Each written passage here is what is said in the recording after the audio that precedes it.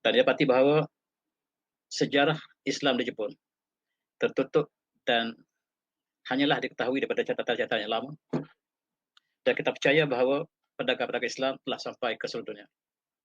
Dan pedagang Islam telah menyatakan bahawa mereka sampai ke sebelah timur, mereka sampai ke Kepulauan Wak-Wak. Dan Kepulauan Wak-Wak ini ialah dimaksudkan ataupun ditafsirkan sebagai Jepun moden hari ini. Dan mengikut sejarah Portugis, ketika mereka menduduki Melaka pada sekitar dalam kurun yang ke-16, mereka berarti ada kapal daripada negara Arab yang sedang menuju ke Jepun. Tujuanlah untuk sampaikan mesej Islam, dan itu dinyatakan oleh sumber Portugis. Dan tahun yang terjadi adalah pada tahun 1555. Namun demikian, kita tidak mengetahui kejayaan ataupun sampai ke manakah dakwah yang dibawa oleh umat Islam ataupun pelayar-pelayar Arab yang menuju ke Jepun. Sebab kita tidak ada seorang maklumat yang dikaitkan dengan masa sebelum masa moden ini.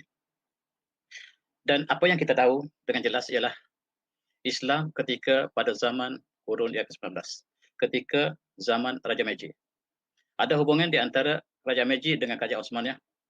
Di hujung kejatuhan Osmaniyah, ada hubungan yang menarik di antara Kerajaan Jepun di bawah Maharaja Meiji dengan Kerajaan Osmaniyah ketika pemerintahan Sultan Abdul Hamid yang kedua. Selain pada itu, kita lihat sejarah Islam di Jepun sangat sedikit. Dan sejarah mengatakan bahawa Islam diperkenalkan di Jepun oleh orang Jepun, walaupun dia bukan Islam, berlaku pada kurun yang ke-18, iaitu setepatnya pada tahun 1715.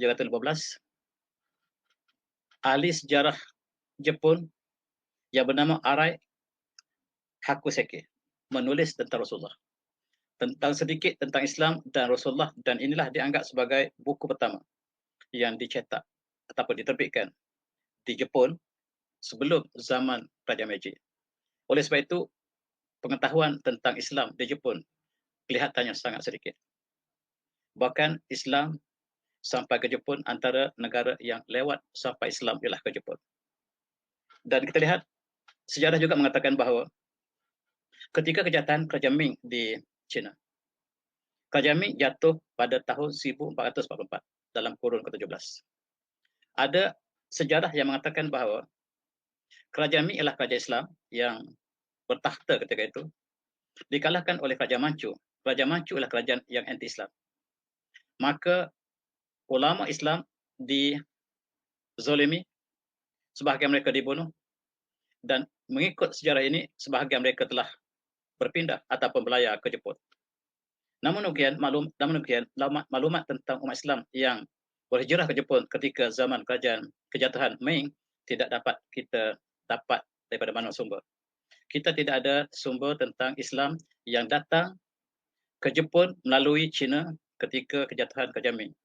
Kerajaan Manchu yang menentang China ketika itu bersikap zalim ke atas umat Islam, dan sebahagian daripada ulama Islam ada yang bertakhta ataupun yang berhijrah ke Jepun. Itu catatan yang dicatatkan oleh sejarah China sendiri.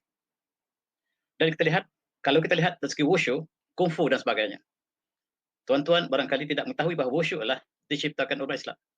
Ketika Raja Yuan lagi di China, wushu ini diperkenalkan oleh umat Islam sebagai pertahanan dalam tenteraan. Wushu ialah warisan Islam. Begitu juga kungfu ialah warisan Islam dan berkembang di China. Dan kita dapati juga berkembang di Jepun. Maksudnya kita percaya bahawa di antara yang berhijrah ke Jepun ialah umat Islam. Tetapi sejarah mereka tidak dapat kita garap sampai hari ini, sehinggalah pengetahuan tentang sejarah Islam di Jepun sangat-sangat kabur, dan kita hanya mengetahui apabila menjelang kurun yang ke-19.